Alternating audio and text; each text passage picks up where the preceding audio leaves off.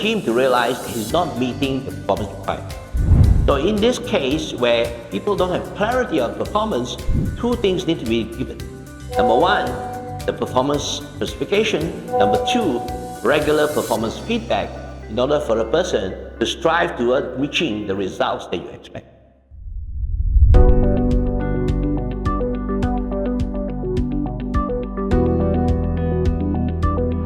So now you have given the performer performance specification, you give him regular performance feedback, and he's still not performing. So you go to him and say, hey, why are you not performing? I've given you clarity into what performance requirement is. Why are you not doing the job well? And the person say, I don't know how. What does that tell you? In other words, the person may know what he's supposed to do, but he may not have the competency to do it.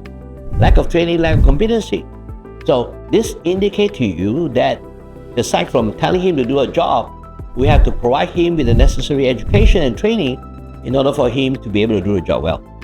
So if that's the response coming from him, then this could possibly be the solution for him to reach the performance target in the level that you expect.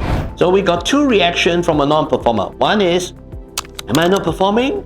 And the second one is, I don't know how. Now, all of this reaction tells you what you need to do to solve the problem. The third scenario could be, I know how, I know what the requirement is, but I don't want to do it all. Now, of course, nobody, no real scenario, no staff will ever tell you that. But remember, we have just given him a secret magic pill that he will tell you the truth and nothing but the truth. Now, if you only get truth from our workforce, then we know what the solution is. So you have to find out, is this the case? Now, when a person says, I don't want to do it, what could be the reason? One, it could be lack of leadership. In other words, you say, why do I need to go out there and stretch myself? Why do I need to do all these things? Why? Because I don't want to do it. Why? Because my boss is not doing it. My organization, people are not doing it. Other people are not doing it. So why would I want to push myself to that level? This is obviously a lack of commitment and a lack of motivation of a person. The question is, does the environment makes it important for the person to meet those performance requirements? If he's in an environment that doesn't make it important and other people are also not doing it, then there's no motivation for him to do it, especially his leader, and how the leader worked with him to make performance requirement important. The second reason could be consequences of performance. In other words, the person say, I don't want to do it. Why? Because whether I do it or don't do it, whether I jump 6 feet or don't jump 6 feet, the consequences are the same. And worse still, I notice there are other people who get positive consequences for their performance, but their performance is even less than mine. I mean, I know this guy who is not performing, but he still get promotion, he still get good pay. Why? Because he is very close to the boss' daughter. So what am I doing? I'm looking for the boss' second daughter. This is true.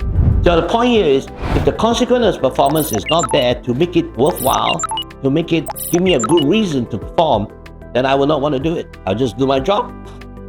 That's another reason why people are not performing. The last scenario for why people don't perform is based on the idea, if you go to somebody and ask him why you're not performing, his answer is, I can't do it. I want to perform, but I can't. Now, what could be the scenario that causes this? Number one, it could be the system. The organizational system, processes, and procedure does not make it easy for me to do my job. You'll be surprised that happens.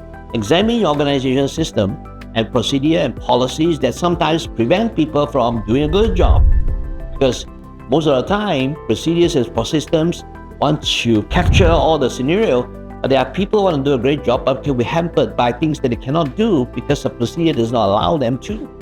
For example, if I want to make my workplace nicer because I have customers coming, but they feel that it's not properly done up, and I want to take an opportunity to go and do it up, but I have to get 5 approvals from different levels. I have to get budgets, I have to do this and that. In order to do that, I may end up saying, forget about it, and this is too difficult for me to just do something for the company.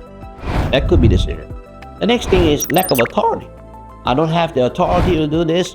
I only have this level, and for me to do this, I have to go to another department, talk to another department, and get all the approval.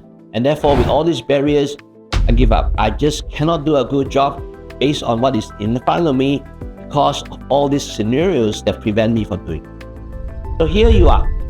There are 4 scenarios why people don't perform.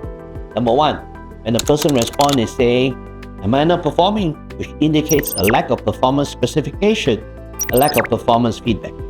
Number 2, it could be reacting by saying, I don't know how, which means the person may not have the right competency, may not have the opportunity to be trained to do the job.